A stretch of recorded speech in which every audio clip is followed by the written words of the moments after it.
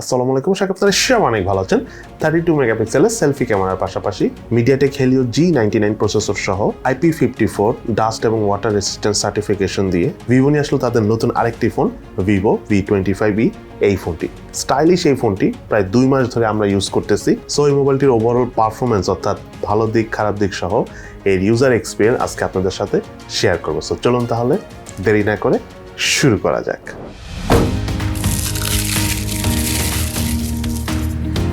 মোবাইলটির box কন্টেন্টে রয়েছে user manual, SIM tray ejector, soft plastic back cover, type C to headphone port converter,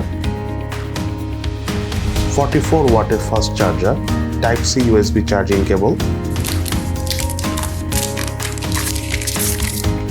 এবং Vivo V25e মোবাইলটি।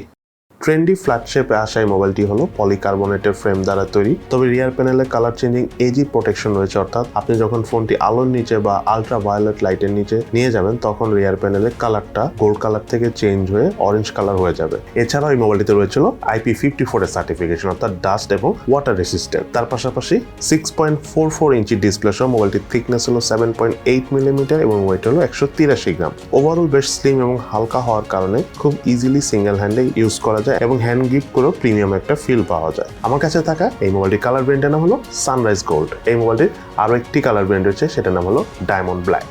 Button এবং পোর্টসের কথা বলতে গেলে রাইট সাইডে রয়েছে ভলিউম রক এবং পাওয়ার বাটন, লেফট সাইডে কিছু নেই। উপরের অংশে রয়েছে নয়েজ ক্যান্সেলেশন মাইক, নিচের অংশে রয়েছে main speaker, primary mic, USB type C charging port এবং হাইব্রিড সিম কার্ড, অর্থাৎ আপনি একটি সিম অথবা একটি মেমোরি কার্ড ইউজ করতে পারবেন অথবা মেমোরি কার্ড ইউজ না করে ডাইরেক্ট দুটি সিম ইউজ করতে পারবেন। এই মোবাইলটিতে থাকে ইন ডিসপ্লে ফিঙ্গারপ্রিন্ট স্ক্যানারের পজিশন আমার কাছে একদম ঠিকঠাকই মনে হচ্ছে এবং তার পাশাপাশি ফিঙ্গারপ্রিন্ট স্ক্যানারটি টাচ করার সাথে সাথে আনলক করে ফেলছিল। তার পাশাপাশি মোবাইলে থাকা ফেস আনলক সিস্টেমটা যথেষ্ট ফাস্ট এবং স্মুথলি কাজ করে। এছাড়াও মোবাইলটিতে ইম্পর্টেন্ট প্রায় সব ধরনের সেন্সরস রয়েছে। এই মোবাইলটার স্পিকার পারফরমেন্সের কথা বলতে গেলে সাউন্ডের লাউডনেস আমাদের কাছে একদম ডিসেন্ট মনে হয়েছে। তার পাশাপাশি সাউন্ডের বেস বলেন বা ক্রিসপিনেস বলেন আমাদের কাছে ঠিকঠাকই লেগেছে। ইভেন আমরা 100% ভলিউম এই মোবাইলটার স্পিকার থেকে কোনো প্রকার ডিস্টরশন পাইনি। আমার কাছে মোবাইলটার স্পিকার পারফরমেন্স ওভারঅল বেশ ভালোই লেগেছে। অপারেটিং সিস্টেম হিসেবে মোবাইলটিতে রয়েছে অ্যান্ড্রয়েড 12 ভার্সন, ইউআই হিসেবে রয়েছে ফান্টাস ওএস 12 এবং তার পাশাপাশি আপ টু 8 জিবি ভার্চুয়াল র্যামও রয়েছে। মাল্টিটাস্কিং এর কথা বলতে গেলে 90Hz রিফ্রেশ রেট থাকার কারণে আমরা বেশ ভালোভাবে ইউজ করতে পেরেছি। 8 জিবি র্যামের পাশাপাশি এক্সট্রা ভার্চুয়াল র্যাম থাকার কারণেও র্যাম ম্যানেজমেন্ট ওভারঅল ঠিকঠাকভাবেই করছিল। দ্যাটস ওয়াই আমরা অনেকগুলো অ্যাপসও ব্যাকগ্রাউন্ডে রান করে খুব ইজিলি সলভ করে ইউজ করতে পেরেছি।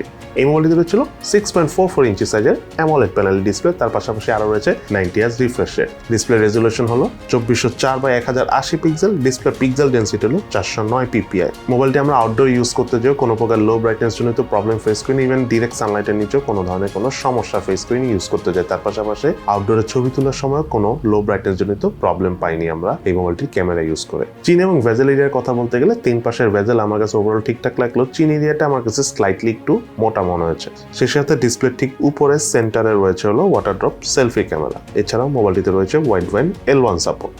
এই মোবাইলটার রিয়ার প্যানেল রয়েছিল ট্রিপল ক্যামেরা সেটআপ, যার মেইন ক্যামেরাটি হলো 1.8 অ্যাপারচারের 64 মেগাপিক্সেলের ক্যামেরা এবং বাকি দুটি হলো 2 মেগাপিক্সেল করে 2.4 অ্যাপারচারের মাইক্রো সেন্সর ক্যামেরা এবং ডেপথ সেন্সর ক্যামেরা। মেইন ক্যামেরাতে ছবি তোলার সময় অবজেক্ট খুব ইজিলি ফোকাস করা যাচ্ছিল এবং ডাইনামিক রেঞ্জও ঠিকঠাক কাজ করছিল। কালার ডিটেলস এর কথা বলতে গেলে এক্সট্রা কালার বুস্ট পাওয়া যাচ্ছিল, তবে সামটাইমস শার্পনেস এর ঘাটতি লক্ষ্য করেছি। ছবি তোলার পর ছবি অবশ্য আমার কাছে ভাইব্রেন্টই লেগেছে। পোর্ট্রেট মোডে এজ ডিটেকশনও বেশ ভালোভাবেই কাজ করে এই মোবাইলটিতে। তবে ম্যাক্রো বা ডেপথ সেন্সর ক্যামেরা 2 মেগাপিক্সেলের পরিবর্তে যদি 5 মেগাপিক্সেলের হতো তাহলে আমরা আরেকটু ভালো ছবির পারফরমেন্স পেতাম। মোবাইলটি দিয়ে হাইস্ট 1080p 60 ফ্রেম পার সেকেন্ডে ভিডিও শুট করা যায়। 4K তে ভিডিও শুট করার অপশন থাকলে ভালো হতো, তবে OIS অর্থাৎ অপটিক্যাল ইমেজ স্টেবিলাইজেশন থাকার কারণে ভিডিও শুট করতে যে আমরা খুব একটা শেকি ফিল পাইনি, যেটা আমাদের কাছে বেশ ভালো লেগেছে। তার পাশাপাশি মোবাইলটিতে আমরা স্লো মোশনে ভিডিও শুট করার পাশাপাশি টাইম ল্যাপসের মাধ্যমেও ভিডিও শুট করেছি।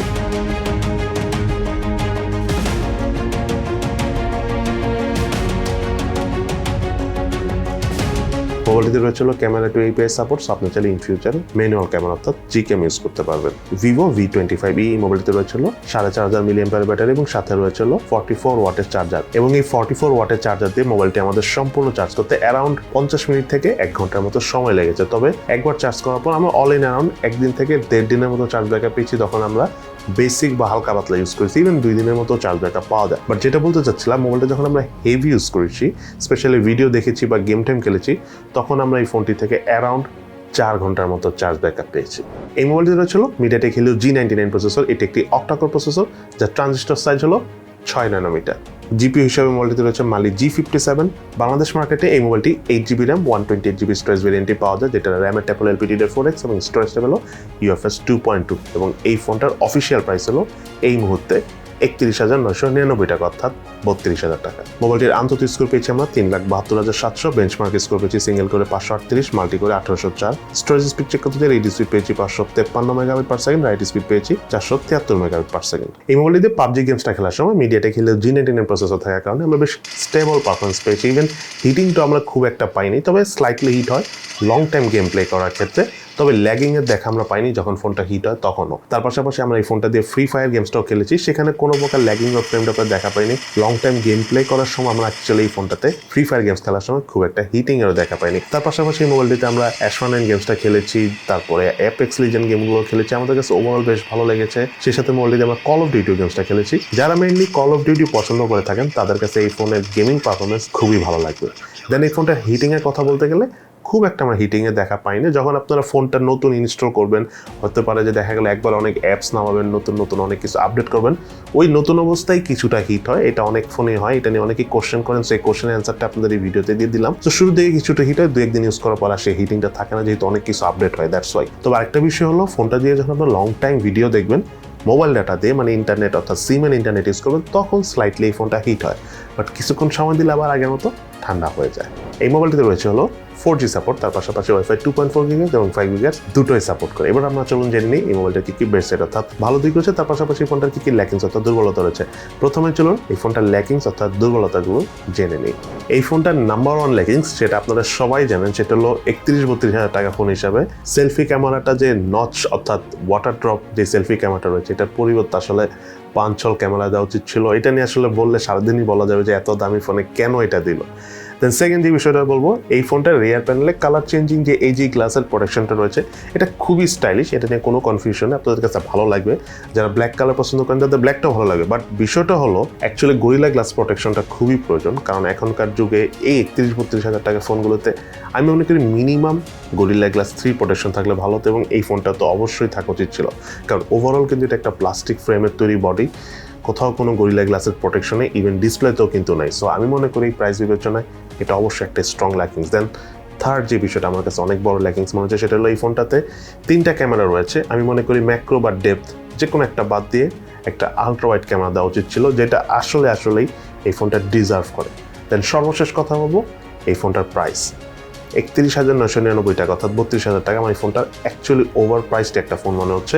এটা যদি Vivo V21e বা Vivo অন্যান্য ফোনের মতো হতো, মানে 25-30 হাজার টাকা রেঞ্জে যদি এই ফোনটা আসতো, বা 26-27 হাজার টাকা হলে একদম পারফেক্ট ডিল হতো, বাট 32,000 টাকা অবশ্যই কনফিগারেশন বলেন, ক্যামেরা পারফরমেন্স বলেন, সব কিছু মিলে আমার কাছে ওভার প্রাইস মনে হয়েছে। এবার চলুন আমরা জেনে নিই ফোনটা কি বেস্ট সাইড অর্থাৎ ভালো দিক রয়েছে। তার মধ্যে নাম্বার 1 হলো এই ফোনটার ডিসপ্লের কোয়ালিটি খুবই ভালো, 90 Hz রিফ্রেশ রেট রয়েছে, অ্যামোলেড প্যানেল, স্মুথনেস অনেক ভালো, মিডিয়া কনজিউম করে অনেক ভালো লাগে, 6.44 ইঞ্চি সাইজের মনে করেন যে একটা হ্যান্ডি সাইজ সহ display. So overall display performance খুবই ভালো, চার্জ ব্যাকআপ আমরা যথেষ্ট ভালো পেয়েছি, এক্সট্রিম ইউজের যে অনেক ব্যাটারি ড্রেনিং ইস্যুস আছে এই সমস্যাটা পাইনি, আর 44 ওয়াটের ফাস্ট চার্জার থাকার কারণে দেখা যাচ্ছে খুব দ্রুতই আমরা ফোনটা চার্জ করতে পারতেছি। বাট আরেকটা বিষয় হলো এই ফোনটাতে যে ইউআইটা রয়েছে ফানটাচ OS 12 ভিভোর ইউআই নিয়ে আসলে কমপ্লেন করার কিছু নেই, এইগুলো ইউআইতে আসলে ওইভাবে ল্যাগিংয়ের কোনো ইস্যুস নেই। সো এটা তো আমরা কিন্তু কোনো ধরনের কোনো ল্যাগিং বা ফ্রেম ড্রপের দেখা পাই নাই। অ্যান্ড্রয়েড 12 ভার্সন রয়েছে, তারপরে 8GB ভার্চুয়াল র্যাম রয়েছে। ভার্চুয়াল র্যামটা এফেক্টিভ না হলেও মাঝে মাঝে টুকটাক কাজে দেয়। সো ওভারঅল মাল্টিটাস্কিং পারফরমেন্সও খুব ভালো ছিল, এবং ইউআই খুবই স্মুথ, যে কোনো বয়সের যে কোনো মানুষ এই ফোনটা ইউজ করতে পারবে। শুধু যে ট্রেন্ডি মানে কম বয়স্ক ইউজারদের জন্য বানানো হয়েছে তা না, সিনিয়র সিটিজেন এই ফোনটা খুব কমফোর্টেবলভাবে ইউজ করতে পারবে, যেহেতু কোনো প্রকার ল্যাগিংয়ের ইস্যুস নাই, মাল্টিটাস্কিং খুব কমফোর্টেবলভাবে করা যায় এবং মিডিয়া কনজিউম করা অনেক ভালো লাগে। দেন কথা বলো ফোনটার গেমিং নিয়ে। মিডিয়াটেক হিলিও G99 হওয়ার কারণে মোটামুটি আমরা যথেষ্ট ভালোই গেমিং করতে পেরেছি, যদিও এটা অনেক এক্সট্রিম ভালো প্রসেসর না, but still 6 nanometre base processor হওয়ার কারণে হিটিংটা কম হয়, পাবজিটাও লং টাইম খেলা যায়, তার পাশাপাশি অন্যান্য গেমসগুলো আমরা বেশ কমফোর্টেবলভাবে এই ফোনে খেলতে পেরেছি। ক্যামেরা পারফরমেন্সের কথা বলতে গেলে রিয়ার প্যানেলে থাকা ক্যামেরাগুলো দিয়ে ছবি তুলতে আমাদের কাছে ভালোই লেগেছে। ওভারঅল ডাইনামিক রেঞ্জ বেশ ভালোভাবে কাজ করে, এজ ডিটেকশনও নাইসলি করতে পারে, ভিডিও শুট করেও ভালো লেগেছে যেহেতু ওআইএস অর্থাৎ অপটিক্যাল ইমেজ স্টেবিলাইজেশন রয়েছে। তার পাশাপাশি এই ফোনটা সেলফি ক্যামেরা 32 মেগাপিক্সেল, এই সেলফি ক্যামেরা পারফরমেন্স আমাদের কাছে যথেষ্ট ভালো লেগেছে। যারা আপনারা সেলফি লাভার রয়েছেন, প্রচুর সেলফি তুলে থাকেন, তাদের কাছে এই ফোনের সেলফি ক্যামেরাটা সব দিক থেকেই ভালো লাগবে। এবং সর্বশেষ এই ফোনটার স্পিকার পারফরমেন্স আমাদের কাছে বেশ স্মুথ লেগেছে, ডিসেন্ট লেগেছে, আপনাদের কাছে অনেক ভালো লাগবে। সর্বশেষ কথা বলবো, এই ফোনটা আসলে কাদের জন্য কেনা উচিত হবে। প্রথম বিষয় হলো যারা মোটামুটি একটা স্টাইলিশ ফোন নিতে চাচ্ছেন, বেসিক ইউজ করেন, হালকা পাতলা ফটোগ্রাফি করেন, মোটামুটি এক্সট্রিম গেমিং করেন না, তাদের জন্য নির্দ্বিধায় Vivo V25e এই ফোনটা একটা আদর্শ চয়েস। বাট আমি আবারও বলতেছি, 31-32 হাজার টাকা প্রাইস রেঞ্জে আরও অনেক ফোন রয়েছে, শুধু যে এইটাই অপশন তা না।